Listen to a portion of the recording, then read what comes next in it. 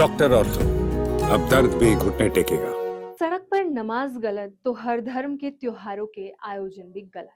ये कहना था एआईएमआईएम प्रमुख असदुद्दीन ओवैसी का। नमस्कार, मैं Kirti Bhardwaj, channel for news India पर आप सभी का स्वागत। एक सड़क जिस पर रोज हजारों लोग गुजरते हैं, वही सड़क कभी किसी जुलूस का रास्ता बनती है, कभी किसी शोभा यात्रा का मंच और कभी कुछ मिनटों की इबादत का स्थान। लेकिन सवाल तब खड़ा होता है जब सड़क पर होने वाली एक धार्मिक गतिविधि पर आपत्ति होती है और दूसरी पर नहीं। इस सवाल को लेकर एआईएमआईएम प्रमुख असदुद्दीन ओवैसी ने नया राजनीतिक और सामाजिक विमर्श छेड़ दिया है। सवाल सड़क का नहीं, सवाल नियमों का है। वही संदेश देने की कोशिश की है एआईएमआईएम प्रमुख असदुद्दीन ओवैसी। बकरीद से पहले उत्तर प्रदेश के मुख्यमंत्री योगी आदित्यनाथ ने स्पष्ट संदेश दिया कि सड़कों पर नमाज पढ़ने की अनुमति नहीं होगी। प्रशासन को भी इस संबंध में सख्ती बरतने के निर्देश दिए गए। मामला यहीं तक सीमित रहता, लेकिन फिर हैदराबाद से एक ऐसी आवाज उठी जिसने बहस का दायरा और बड़ा कर दिया। हैदराबाद स्थित एआईएमआईएम मुख्यालय में मीडिया के सामने आए ओवैसी ने कहा कि अगर सड़क पर नमाज गलत है तो फिर सड़क पर होने वाले हर धार्मिक आयोजन के लिए भी यही नियम लागू होने चाहिए। ओवैसी का तर्क सीधा था, कानून की किताब में धर्म के आधार पर अलग अलग अध्याय नहीं होने चाहिए।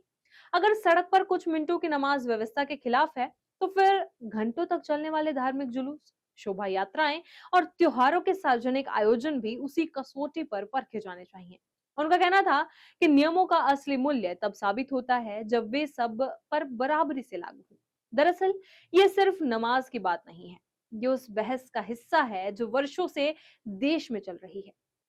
सार्वजनिक स्थानों पर धर्म की मौजूदगी को लेकर कभी किसी शहर में शोभा यात्रा को लेकर विवाद होता है, कभी किसी इलाके में नमाज को लेकर, लेकिन हर बार सवाल यही रहता है कि क्या सार्वजनिक स्थानों के इस्तेमाल के लिए एक समान नीति होनी चाहिए। ओवैसी ने इसी मुद्दे को केंद्र में रखते हुए कहा कि किसी एक समुदाय को चुनकर उसके धार्मिक कार्यक्रमों पर सवाल उठाना उचित नहीं है। अपने बयान में ओवैसी ने एक और मुद्दा जोड़ा। उन्होंने कहा कि जब कुछ त्योहारों के दौरान मांस की दुकानों को बंद करने की मांग उठती है, तब इसे धार्मिक भावनाओं का सम्मान बताया जाता है।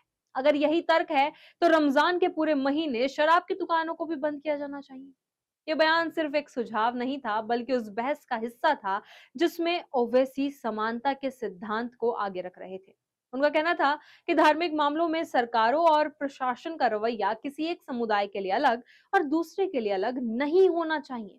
राजनीतिक विश्लेषकों की माने तो ओवैसी का यह बयान सीधे तौर पर उस नैरेटिव को चुनौती देता है जिससे सड़क पर नमाज को लेकर अक्सर राजनीति बयान सामने आते रहे हैं।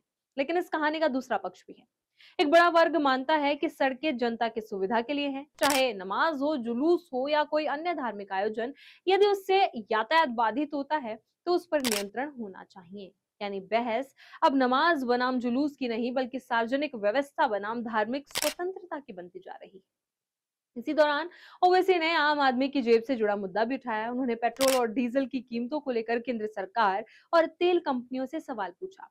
ओवैसी ने कहा कि अंतरराष्ट्रीय हालात का हवाला देकर कीमतों में बढ़ोतरी की बात की जाती है, लेकिन जब भारत ने रूस से सस्ता तेल खरीदा था तब उसका पूरा फायदा आम लोगों तक क्यों नहीं पहुंचा। उनका कहना था कि तेल कंपनियों के मुनाफे और आम जनता के खर्च के बीच का अंतर अब जवाब मांग रहा है। अब सवाल ये नहीं है कि सड़क पर नमाज होनी चाहिए या नहीं, सवाल ये है कि क्या देश में सभी धार्मिक आयोजनों के लिए एक समान नीति बनाई जा सकती है। क्या नियम धर्म देखकर तय होंगे या फिर नागरिकता और कानून के आधार पर। एक सड़क, कई धर्म और एक संविधान। बहस इसी बात की है कि नियम अलग अलग होंगे या सबके लिए एक जैसे। ओवैसी के बयान ने इस चर्चा को फिर से जिंदा कर दिया है। अब निगाहें इस पर है कि राजनीतिक दल इस बहस को किस दिशा में ले जाते हैं। इसी तरह की खबरों के लिए बने रहे चैनल फॉर न्यूज इंडिया के साथ। डॉक्टर और तो अब दर्द भी घुटने टेकेगा।